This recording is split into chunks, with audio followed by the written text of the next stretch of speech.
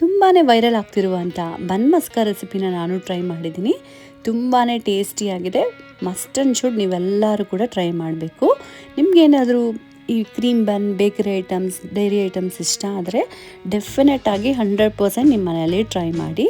ತುಂಬಾ ಟೇಸ್ಟಿಯಾಗಿರುತ್ತೆ. ಇದಕ್ಕೆ ಬೇಕಾಗಿರೋದು ಅನ್ಸಾಲ್ಟೆಡ್ ಬಟರ್ ತೊಗೊಂಡಿದ್ದೀನಿ. ಅಂದರೆ ರೂಮ್ ಟೆಂಪರೇಚರಲ್ಲಿ ಸಾಫ್ಟ್ ಆಗಿರಬೇಕು ಈ ಬಟರ್. 1-2 3 ಟೇಬಲ್ ಸ್ಪೂನ್ ಅಷ್ಟು ಹಾಕ್ಕೊಳ್ಳಿ. ಅಂದರೆ 50 ಗ್ರಾಮ್ಸ್ ಆಗೋಷ್ಟು ನಾನು ತೊಗೊತಿದ್ದೀನಿ. ಇದಕ್ಕೇನೆ ಒಂದು 3 ಟೇಬಲ್ ಸ್ಪೂನ್ ಅಥವಾ 4 ಟೇಬಲ್ ಸ್ಪೂನ್ ಆಗೋಷ್ಟು ಮಿಲ್ಕ್ ಮೇಡ್ನ ಹಾಕ್ಕೊತಿದ್ದೀನಿ. ಇದಕ್ಕೆ ಮೇಯ್ನ್ ಇಂಗ್ರೀಡಿಯೆಂಟ್ ಬಂದು ವನಿಲಾ ಎಸೆನ್ಸ್. ಮಿಸ್ ಮಾಡದೆ ಆ್ಯಡ್ ಮಾಡ್ಕೊಳ್ಳಿ. ಯಾಕಂದರೆ ಅನ್ಸಾಲ್ಟೆಡ್ ಬಟರ್ ಸ್ವಲ್ಪ ಲೈಟಾಗಿ ಸ್ಮೆಲ್ ಇರುತ್ತೆ. ಆ ಸ್ಮೆಲ್ ಏನೂ ಇರಬಾರ್ದು ಅಂದರೆ ಈ ರೀತಿ ವನಿಲಾ ಎಸೆನ್ಸ್ನ ಹಾಕ್ಕೊಂಡು ಚೆನ್ನಾಗಿ ಈ ರೀತಿ ಬೀಟ್ ಮಾಡ್ಕೋಬೇಕು. ಅಂದರೆ ನಾವು ಹಾಕಿರುವಂಥ ಎಲ್ಲ ಇಂಗ್ರೀಡಿಯೆಂಟ್ಸ್ ಚೆನ್ನಾಗಿ ಮಿಕ್ಸ್ ಆಗಬೇಕು ಅಷ್ಟೇ. ಈಗ ಬನ್ನ ತಗೊಂಡು ಈ ರೀತಿ ಅರ್ಧ ಈ ರೀತಿ ಕಟ್ ಮಾಡ್ಕೊಳ್ಳಿ. ಮಧ್ಯಕ್ಕೆ ನೀವು ಕಟ್ ಮಾಡ್ಕೋಬೇಕು. ಕಟ್ ಮಾಡಿಕೊಂಡು ನಾವು ರೆಡಿ ಮಾಡಿರೋವಂಥ ಈ ಮಿಶ್ರವನ್ನು ಹಾಕ್ಕೋಬೇಕು. ಎರಡೂ ಕಡೆ ಕೂಡ ಚೆನ್ನಾಗಿ ಅಪ್ಲೈ ಮಾಡ್ಕೊಳ್ಳಿ. ಆವಾಗ ನಿಮ್ಗೆ ತಿನ್ನಬೇಕಾದ್ರೆ ತುಂಬ ಚೆನ್ನಾಗಿ ಅನಿಸುತ್ತೆ.